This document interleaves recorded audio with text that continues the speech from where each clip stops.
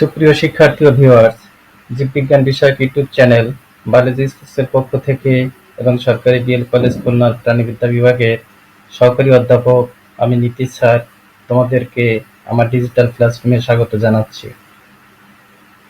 তোমরা যারা সদ্য মাধ্যমিক বা এসএসসি পাস করে উচ্চ মাধ্যমিক পর্যায়ে পড়াশোনা করার জন্য দক্ষিণ বাংলার ঐতিহ্যবাহী বিদ্যাপীঠ সরকারি ব্রজলাল কলেজে ভর্তি হয়েছ, তারা নিশ্চয়ই জানো বর্তমান পৃথিবী কোভিড-19 বা করোনা নামক ভাইরাসের মহামারীতে নিমজ্জিত। এই মহামারী থেকে নিজেকে রক্ষার উপায় হিসেবে আমরা যে যার নিজস্ব পরিমণ্ডলের মধ্যে অবস্থান করছি। ফলে সরকারি ব্রজলাল কলেজের উন্মুক্ত ক্যাম্পাস, ফুলের বাগান, বৃক্ষ সারি ঘেরা পুকুর পাড়, কলেজ তীরবর্তী ভৈরব নদীর জোয়ার ভাটা আপাতত তোমাদের কাছেই অধরাই রয়ে যাবে। শত প্রতিকূলতা সত্ত্বেও করোনাকালীন সময় তোমাদের পড়াশোনা চালিয়ে নেওয়ার অভিপ্রায়ে সরকারি ব্রজলাল কলেজ তোমাদের জন্য অনলাইন ক্লাসের ব্যবস্থা করেছে। আশা রাখি মনোযোগ সহকারে তোমরা সেটি উপভোগ করবে। তো চলো দেরি না করে শুরু করা যাক।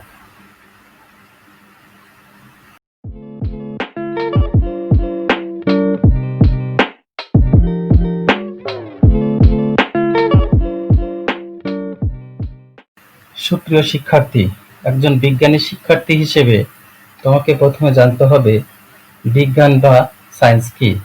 তোমরা জানো বিজ্ঞান শব্দটি মূলত ল্যাটিন শব্দ সায়েন্সিয়া থেকে এসেছে, অর্থাৎ সায়েন্সিয়া শব্দের অর্থ টু নো বা নলেজ, যার অর্থ কোনো কিছু জানা বা জ্ঞান।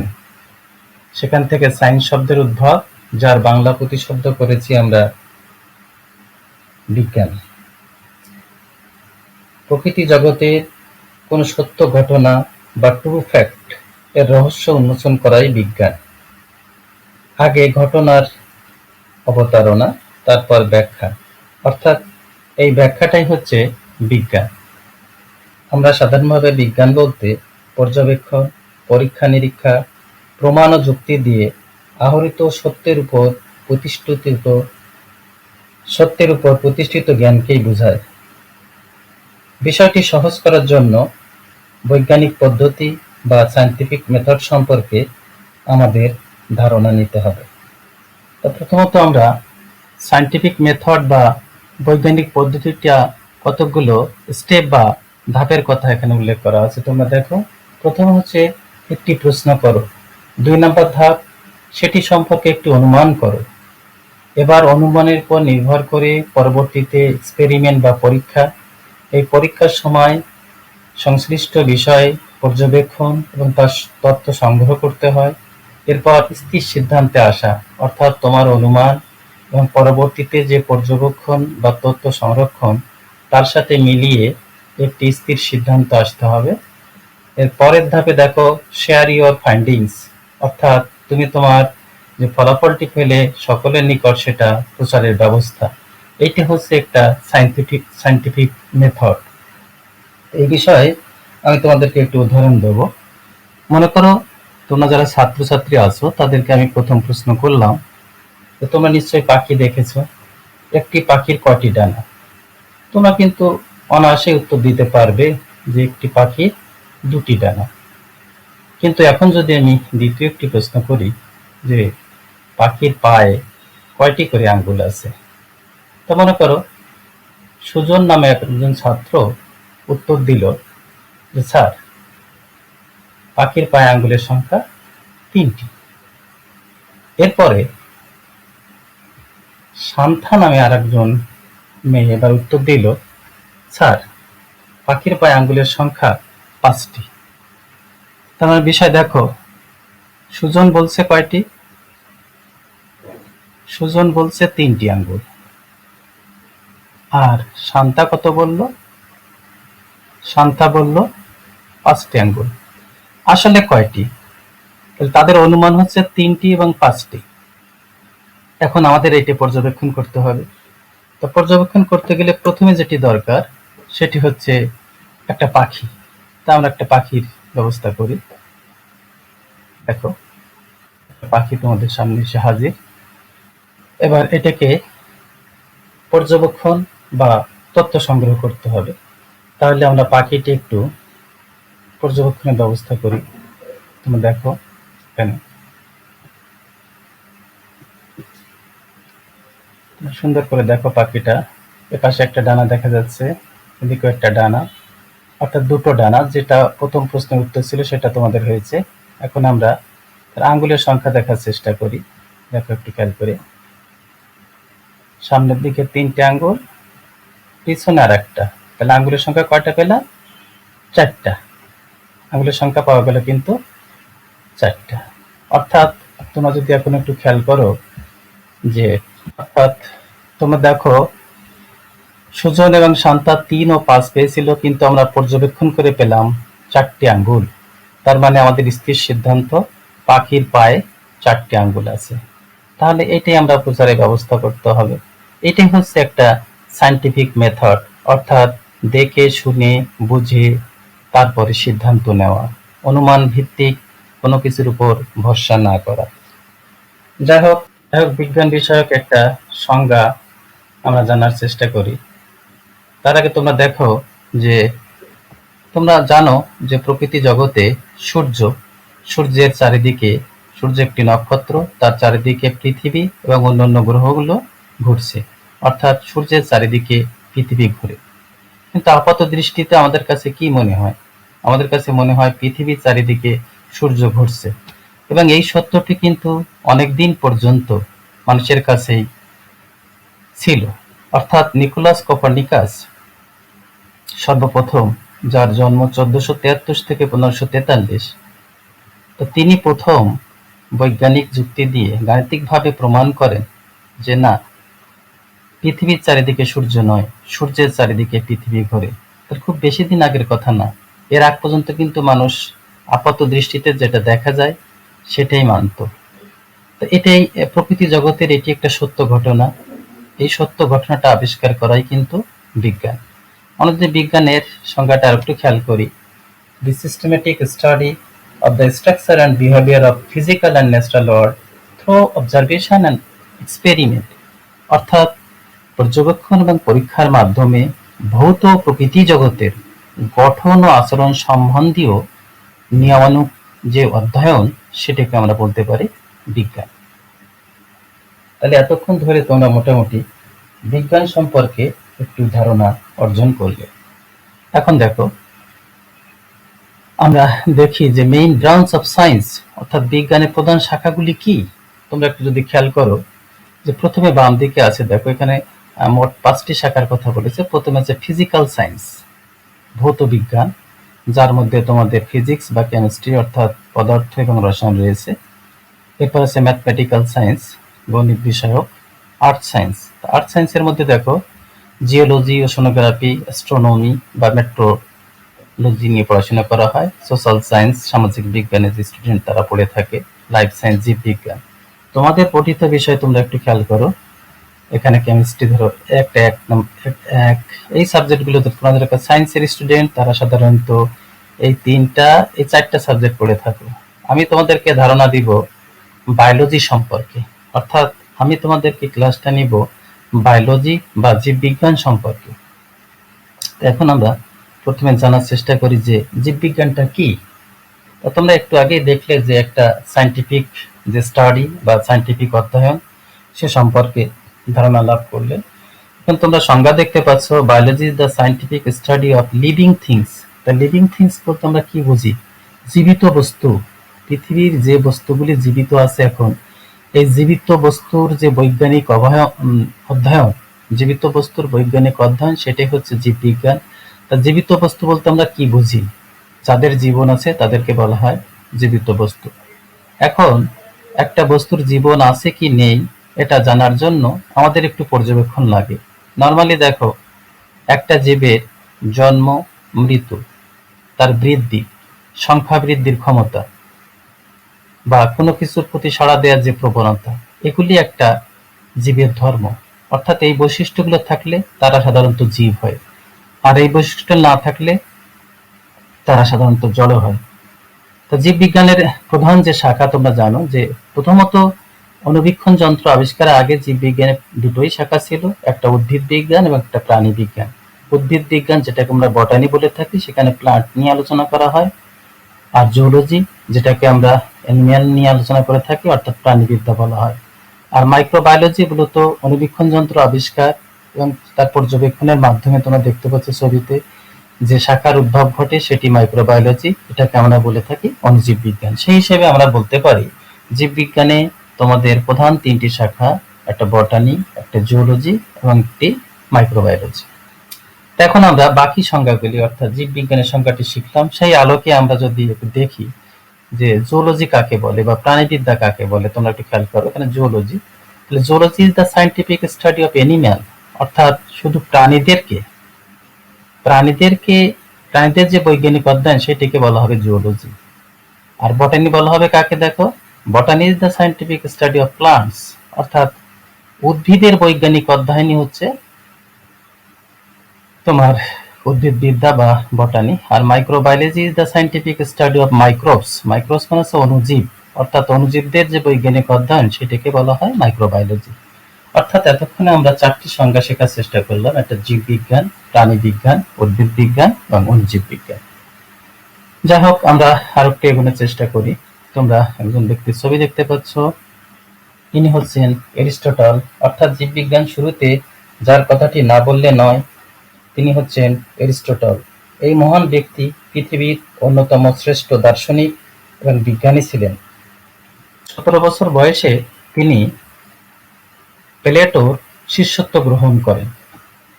অর্থাৎ এখানে তোমরা কতগুলো ব্যক্তির নাম দেখতে পাচ্ছ, একজন সক্রেটিস, প্লেটো, এরিস্টটল এবং আলেকজান্ডার। এদের মধ্যে একটা সম্পর্ক রয়েছে যে এরা পরস্পরের গুরু শিষ্য, অর্থাৎ এরিস্টটলের গুরু হচ্ছে প্লেটো এবং তার শিষ্য হচ্ছে আলেকজান্ডার, আর প্লেটোর গুরু হচ্ছে সক্রেটিস। তো তোমরা এই চারজন বিজ্ঞানী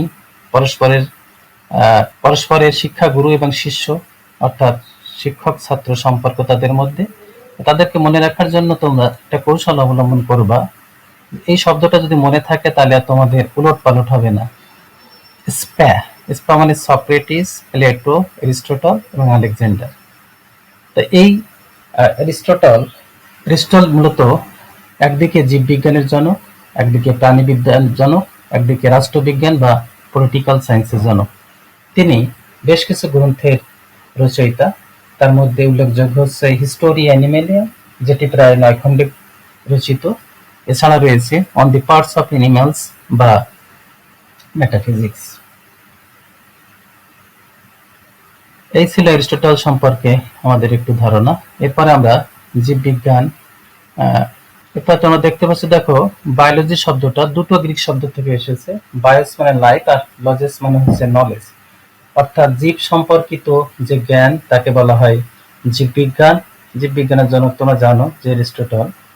এরপর দেখো বায়োলজি শব্দটি প্রথম প্রবর্তন করেন J.R. ট্রিভিরেনাস, অর্থাৎ এই ট্রিভিরেনাস নামক একজন বিজ্ঞানী প্রথম বায়োলজি শব্দটি প্রবর্তন করেন। তোমরা ছবিতে দেখতে পাচ্ছ তাকে। এরপরে দেখো তোমরা বায়োলজি শব্দটি প্রথম প্রবর্তন করেন ট্রিভিরেনাস, কিন্তু প্রথম ব্যবহার করেন জ্যাঁ ব্যাপটিস্ট ল্যামার্ক, অর্থাৎ ল্যামার্ক তোমার ছবিতে দেখতে পাচ্ছ, যাকে বলা হয় অর্জিত গুণের উত্তরাধিকারের মতবাদের প্রবক্তা ল্যামার্ক। তিনি হাইড্রোজিওলজিক গ্রন্থে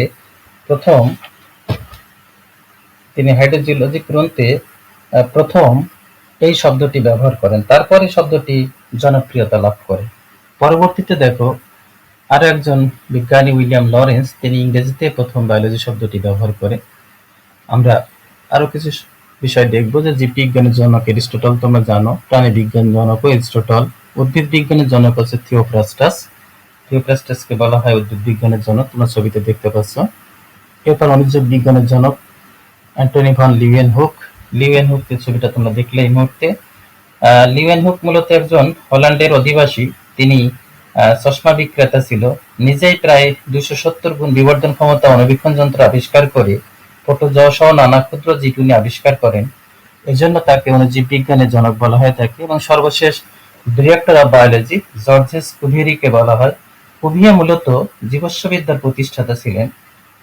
কিন্তু ল্যামার্কের মতবাদ সহ অন্যান্য বিজ্ঞানীদের মতবাদকে তিনি প্রবলভাবে বিরোধিতা করতেন। এজন্য ফরাসি এই বিজ্ঞানীকে ডিরেক্টর অফ বায়োলজি বলে আখ্যায়িত করা হয়ে থাকে আর কি। তো এই ছিল মোটামুটি জীববিজ্ঞান বিষয়ক বিখ্যাত বিজ্ঞানী, যে বিজ্ঞানীগুলো সূচনা লগ্নে জীববিজ্ঞানকে প্রতিষ্ঠিত করেছিল। আর এই ছিল জীববিজ্ঞান সম্পর্কিত আমার প্রাথমিক আলোচনা। এখন আমি তোমাদের মূলত জীববিজ্ঞানের যে সিলেবাস বা কারিকুলাম এই সম্পর্কে একটু ধারণা দেওয়ার চেষ্টা করব। তোমরা জানো যে তোমরা যে শিক্ষাক্রম বা কারিকুলামের আওতায় পড়াশোনা করছো সেটি 2012 সালে রচিত সর্বশেষ, এবং যেখানে এই যে কম্বিনেশনটা দেখতে পাচ্ছ সাবজেক্টের, যেটা 2014-15 শিক্ষাবর্ষ থেকে কার্যকর। এখানে জানো যে তোমরা এই পর্যায়ে দেখো মানবিক বিজ্ঞান, ব্যবসায় শিক্ষা, ইসলাম শিক্ষা, গার্হস্থ্য বিজ্ঞান এবং সঙ্গীত, অর্থাৎ 5টা শাখায় ইন্টারমিডিয়েটে ভর্তি হওয়া যায়। তার মধ্যে সকল শাখার জন্য উন্মুক্ত একদম বাংলা, ইংরেজি এবং তথ্য যোগাযোগ প্রযুক্তি। তোমরা জানো এই 3টে সাবজেক্ট সবাইকে পড়তে হয়। উপরোক্ত যে 6টি শাখা দেখতেছো তোমরা নর্মালি 3টা জানো, মানবিক বিজ্ঞান এবং ব্যবসায় শিক্ষা। এছাড়া ইসলাম শিক্ষা, গার্হস্থ্য বিজ্ঞান বা সঙ্গীত শাখাগুলো রয়েছে। এই শাখার প্রত্যেকেরই তোমার এই 3টে বিষয় মুখ্য। আর তোমাদের সায়েন্সের জন্য দেখো পদার্থ, রসায়ন, এটা কম্পালসারি। আর এই জীববিজ্ঞান বা উচ্চতর গণিত যে কোনো একটা 3rd সাবজেক্ট, একটা 4th সাবজেক্ট নেওয়া হয়। এছাড়া অন্যগুলো 4th সাবজেক্ট নেওয়া যায়। তো যাক, যারা অরিজিনাল বিজ্ঞানের লেখাপড়া করতে চাও তাদের এই 4টি সাবজেক্টের মধ্যে সীমাবদ্ধ থাকা ভালো। আমরা এবার দেখব যে এই যে শিক্ষাক্রমের মূল যে বিষয়টি, যে সকল বিষয় তোমাদের যতগুলি বিষয় থাকবে, অর্থাৎ তোমরা দেখলে বাংলা, ইংরেজি, আইসিটি, আর এদিকে 4টা সাবজেক্ট, মোট 7টা সাবজেক্ট। তার প্রত্যেকের বলছে যে 2টো করে পত্র থাকবে এবং পূর্ণ নম্বর থাকবে 100। তবে তথ্য যোগাযোগ প্রযুক্তি যে বিষয়টা রয়েছে তার পূর্ণ নম্বর হচ্ছে 100।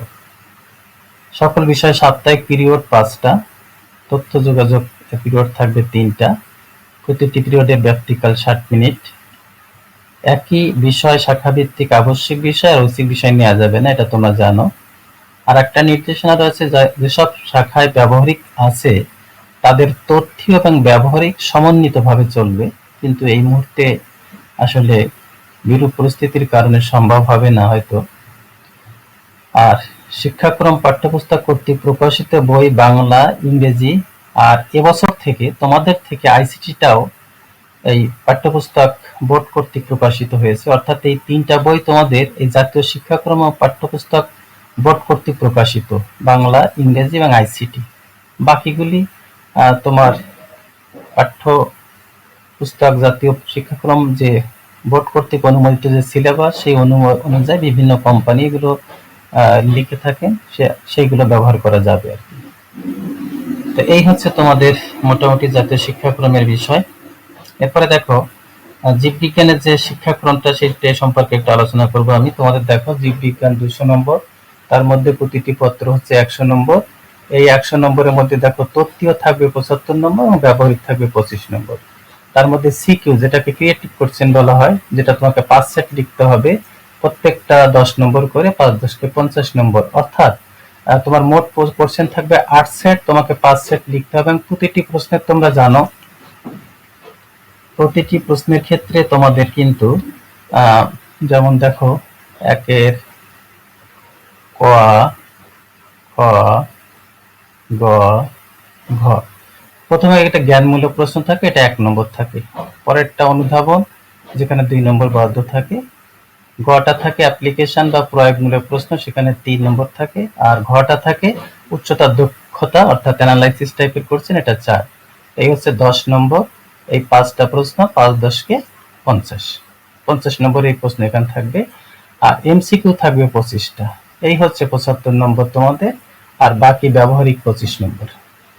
তো এই হচ্ছে তোমাদের নম্বর বন্টনের বিষয়। এখন আমি তোমাদেরকে যে সিলেবাসটি রয়েছে সেই সিলেবাস সম্পর্কে একটু ধারণা দেবো। একাদশ শ্রেণী এবং দ্বাদশ শ্রেণীর 2টি বই। দেখো প্রথম পত্রে মোট রয়েছে তোমাদের এখানে 12টি অধ্যায় আর কি, প্রথম থেকে শুরু করে শেষ অবধি 12টি অধ্যায় রয়েছে। এগুলো হচ্ছে জীববিজ্ঞান প্রথম পত্র বা আমরা উদ্ভিদ বিজ্ঞানও বলে থাকি। এরপরে দেখো আরেকটি সাবজেক্ট রয়েছে, দ্বাদশ শ্রেণী বলছে, প্রথম থেকে দ্বাদশ অধ্যায়, এখানেও 12টি অধ্যায় রয়েছে, এটাকে আমরা প্রাণীবিদ্যা বলে থাকি। তো তোমরা জানো যে সাধারণত বর্তমান কোর্স কারিকুলাম অনুযায়ী দুটি পত্রই একসাথে শুরু হবে, অর্থাৎ তোমাদের যে প্রথম পরীক্ষাটা হবে সেখানে তোমাদের যে সিলেবাস দেওয়া হয়েছে সেখানে হয়তো তোমরা দেখেছো যে প্রথম পত্রের এই 4টি বিষয় এবং দ্বিতীয় পত্রের এই 3টি অধ্যায় তোমাদের দিয়ে প্রথম পরীক্ষাটা সম্পন্ন হবে, অর্থাৎ 7টি অধ্যায় মিলে তোমাদের প্রথম পরীক্ষাটা হবে। তোমরা সেইভাবে পড়ালেখা করবা। আমি তোমাদের মূলত দ্বিতীয় পত্র যেটি দ্বাদশ মানে দ্বিতীয় পত্র যেটি এখান থেকে ক্লাস নেওয়া শুরু করবো আর কি। দ্বিতীয় পত্র মানে প্রাণীবিদ্যা যেটি, সেটা থেকে ক্লাস নিব।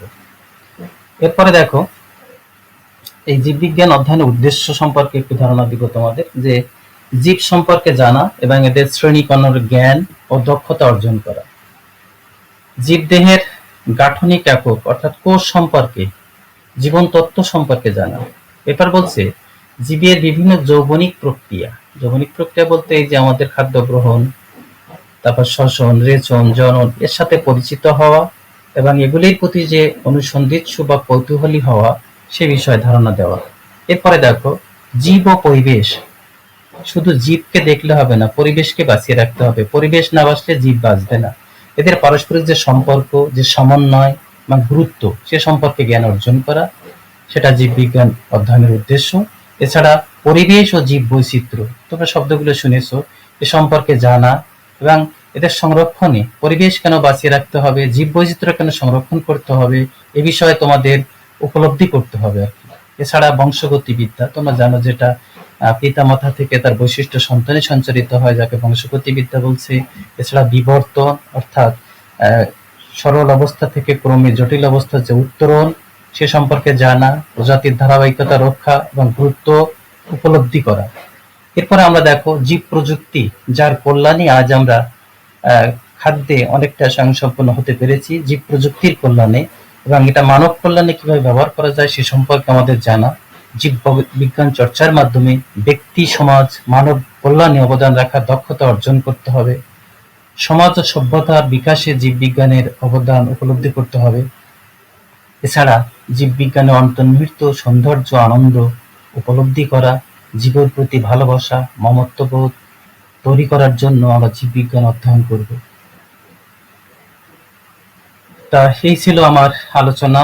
এখন তোমাদের বুক রেফারেন্স অর্থাৎ কোন বইগুলো, যেহেতু এটি পাঠ্যপুস্তক বোর্ড কর্তৃক কোনো বই তোমাদের জীববিজ্ঞানের নাই, অর্থাৎ পাঠ্যপুস্তক বোর্ড কর্তৃক অনুমোদিত, এখানে লেখা আছে দেখো, জাতীয় শিক্ষাক্রম ও পাঠ্যপুস্তক বোর্ড কর্তৃক অনুমোদিত যে বইগুলি আছে সেই বইগুলি আমরা পড়ার চেষ্টা করব। তা প্রথম পত্রে সাধারণত আমরা নরমালি দুটি বইকে সাজেশন করি, আরো বই আছে, তোমরা দেখতে পাচ্ছ যে এখানে ডক্টর মোহাম্মদ আবুল হাসান রচিত একটি বই আর গাজী আজমল এবং শফির রহমান রচিত একটি বই, এটা প্রথম পত্রের জন্য সাধারণত বা সুপারিশ করা হয়ে থাকে। এরপরে দেখো প্রাণীবিদ্যা প্রথম দ্বিতীয় পত্র যেটি, সেটি গাজী আজমল এবং গাজী আসমত গাজী পাবলিশার্স নিয়ে প্রকাশিত।